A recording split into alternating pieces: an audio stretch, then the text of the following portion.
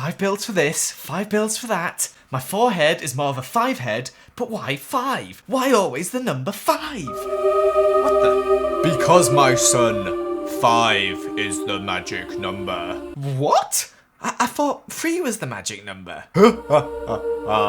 That's what they want you to think. It is in fact the number 5. Let me tell you a story. 5,000 years ago when the sun... Let me just stop you right there. These people are here to see me build 5 houses for 5 mobs, not hear your stupid story. So let's just forget the whole intro bit ever happened, and let's get on with the video. So, which mobs have you chosen, Joel? I guess you'll have to find out as we continue with the video. Let's start with the chicken. Features of the chicken include laying eggs and eating seeds. So what would a seed-eating, egg-laying boyo want for a house? Well, you want to be able to have comfort to lay your eggs, but you also want to have the space to make the maximum amount of seeds you can possibly make. So of course, I'm going to make these chickens a lovely little farm to live in. So I went to build a nice little farmhouse. Nothing huge because obviously you're not going to spend much time in it. You're going to be out in the fields farming your seeds and just seeds because they're chickens and they don't really want anything else. I don't know what they do with the wheat because obviously with seeds you make wheat. But they don't eat wheat, they just eat the seeds. So maybe they sell their seeds and try and get more wheat. What a brilliant idea, these chickens are legends. For the inside, we've got a nice eggy carpet there. Obviously a bit weird that a chicken's got a splattered egg for a carpet, but you know what? There's not much stuff that is chicken themed. And here you can see me plotting out the land which is going to be the chickens. I'm placing a load of water around because we're going to completely fill this place up with seeds. Oh yes, that's right. There is going to be a bit of a seed montage here as you see me placing all the seeds. Look at me move back and forward, placing all those seeds. Wow, what a wonderful time lapse. Yes, this goes on for another 20 or so seconds. I hope the chickens will be happy with this house I've made for them. Let's go plop a few in a second and see if they actually do enjoy the house. We can test it out in front of our own eyes as we watch the final wheat grow ever so quickly. So the chicken farm is complete. Obviously these guys need to hurry up and farm these seeds because it's just all wheat at the moment and that's useless. The main house is actually 2 floors. I managed to make it 2 floors. Here we have where the chickens eat. Of course, should they just have their seeds in here, eat as many as they want. This, as you can see, is an egg laying station. They come in here, lay some eggs, then they can put them in their chest over here, as well as eat some seeds if they want to. The tasteful carpet, as you saw before. Upstairs, we have a bed, and of course, we got some seeds on the side of the bed, just in case, you know, wanted to make a baby. Here, we have an emergency egg-laying station, only used in emergencies. So they just hop in here quickly. If they wake up in the night and they're like, I need to lay an egg, then they'll just hop in there. Good news, the chickens seem to be enjoying it.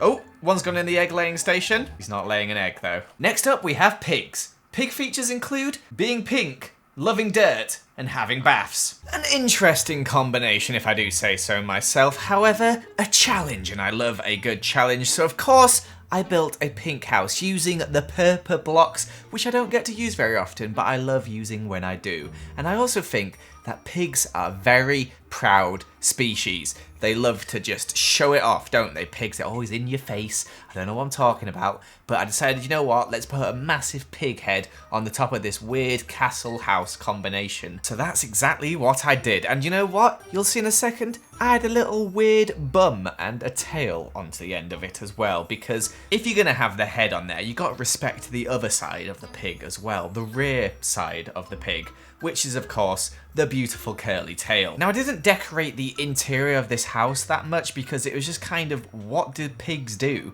apart from just roll in dirt and eat? And the answer is not much. So instead, I did this beautiful bath into the middle of the house with a fountain coming down for the pigs to roll in their mud and dirt and eat and do whatever they wanted to. It's very lit up, very pink. What a nice, lovely house for them to live in. So here it is, Castle Le Pig. We've also got some flowers outside this one because pigs just love flowers. It's a weird pink castle with a lovely bath in the middle for the pigs to just roll around in the dirt. They've got their feeding trays here as well, and some chests to store their food in. Over in the corners on the towers, We've got some pig-spaced ladders so the pigs can go up and down. And that's really it. It's the same in the other tower. There's not much for pigs to do. But they love it here. Look at them. They're having so much fun. What are you doing, pig? Careful! Even this fella at the top is loving life. Next up, we have sheep, who always travel in herds and are very colourful. So because sheep like to travel in herds, aka they have fear of missing out, I decided to build them an absolutely massive house for all different kind of colour wooled sheep to live in. Not brown sheep though, because brown sheep, I don't like you, or you grey sheep, because your fur is ugly. It's not fur, it's wool. Whatever, stop calling me out. So I built this massive mansion here, which is ridiculously big and also has a very nice garden, because I feel like sheep are very well presented animals. They have their wool, they've got like different colour hairstyles in this game, so let's just give them this really nice house and garden to live in, because we need to appreciate sheep, apart from the grey sheep and the brown sheep. Inside, we have a massive grand staircase leading us up to the next floor, where we've got a huge chandelier hanging down, because these sheep are some fancy sheep. These are just not your regular sheep. And we also have 12 rooms upstairs, which is really nice for the sheep to live in. They've all got their separate rooms, their privacy, yet at the same time, they've got this massive grand community downstairs, which you'll see in a second as I show you the rest of the house. A very, very pretty mansion indeed, with a sign saying no wolves allowed at all, stay away. Our garden is very pretty and lovely. We've got a little bench here to sit by this lovely tree.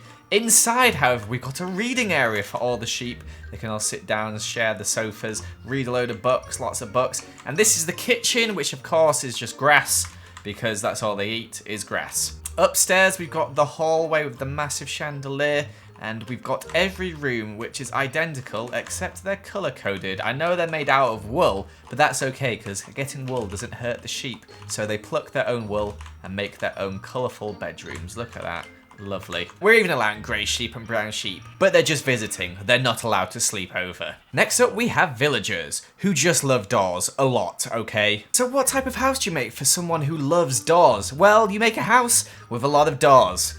I know, I answered the question pretty quickly because it's a very simple question. So I made this weird house. I'm gonna say it's weird because it is a bit of a monstrosity. However, it is a house and there are a lot of doors, so it kind of fulfills the villagers' needs.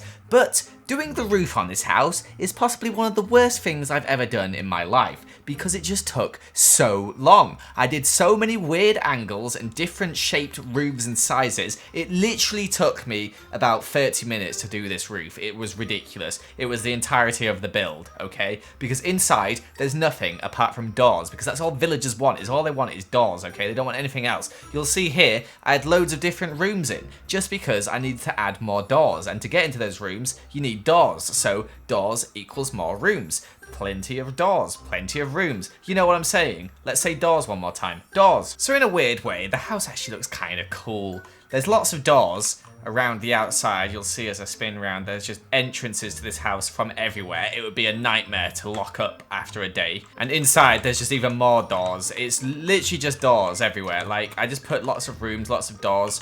Let's add some villagers in, see if they like these doors.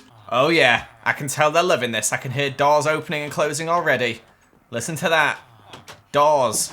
Everywhere. Look at these two arguing over one door. Oh my gosh, these guys just love doors. What is wrong with you guys? Sort your life out. Finally, we have the bats. Bats love sleeping upside down, and they're also boring. Maybe boring, but the time-lapse you're about to see may be the most exciting time-lapse of the day.